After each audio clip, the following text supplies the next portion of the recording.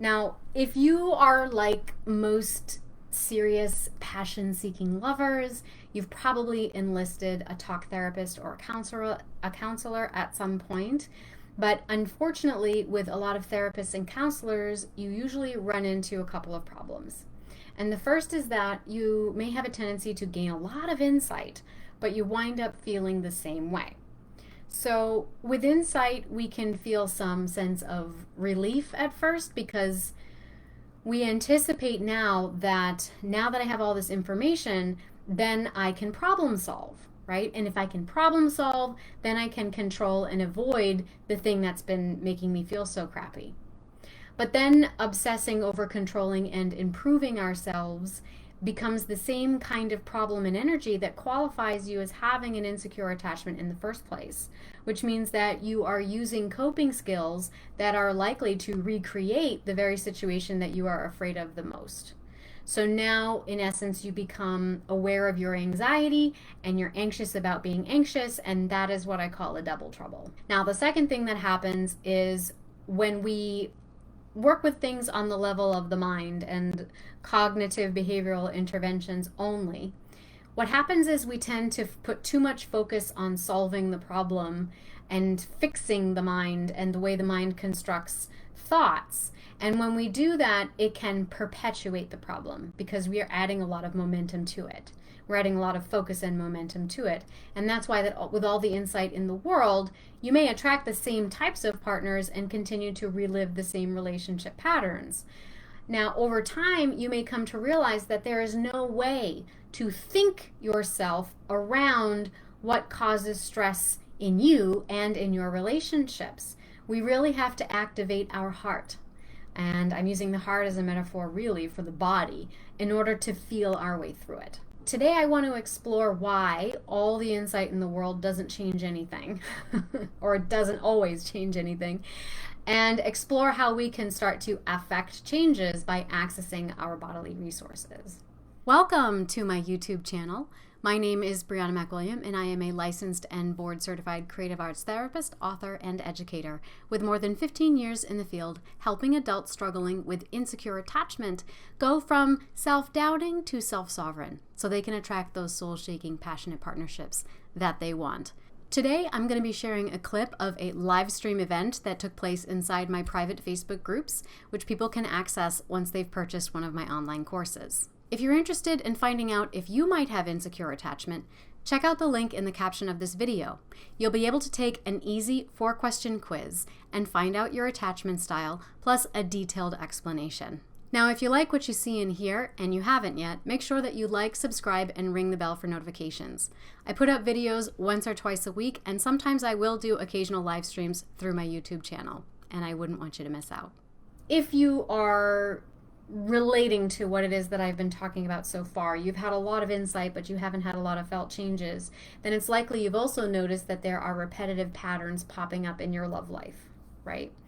And this is often because love is a felt experience. It's a sensing experience. When we are in love, we feel enamored with someone, infatuated. We want to be physically close to them. We want their touch upon our skin. We want them to smile at us. It's a bodily experience. This is an activation of the liberating current of energy, which starts with what I call earth energy, or we might call it embodied energy. Okay. When we work with reframing our thoughts, we're working with cognition, and this is called the manifesting current of energy. This is an energy that comes down like this. And when we struggle with attachment wounding, we usually have patterns of moving our energy around in the body or hanging out in one part or the other as a way of coping with whatever our circumstantial experiences were. So attachment experiences are experiences that compel us in 4 really important ways. And the first is from the deepest recesses of our survival brain, which is our limbic brain, from the stimulation of our autonomic nervous system, through our genetic inheritance, and with a chemical cocktail of neurotransmitters that create a euphoric attachment to inconsistent partners that provide intermittent reinforcement, similar to drug addiction. Actually, brain researcher Helen Fisher calls this frustration attraction, and she says it acts on the same parts of the brain that are stimulated within someone who's working a slot machine. The brain also has plasticity, however, which means that it is malleable, which means that attachment styles can change, not only if we are talking about it. We have to affect these things on the level of the body because our early pre-verbal usually and nonverbal experiences are embedded in the limbic part of the brain and in our nervous system.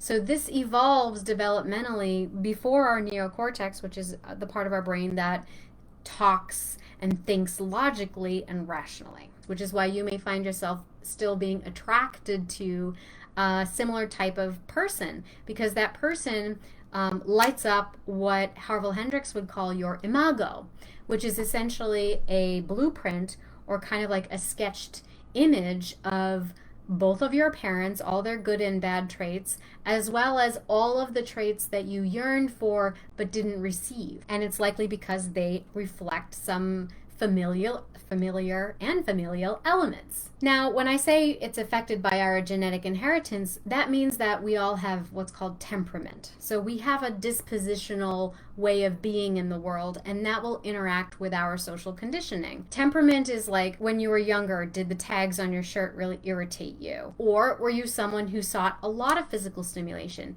Were you a kid that kind of tended to be clumsy and crash into things and want a lot of contact because it took more force in order for you to experience that contact? So the body in this way becomes the first organizer of our experience.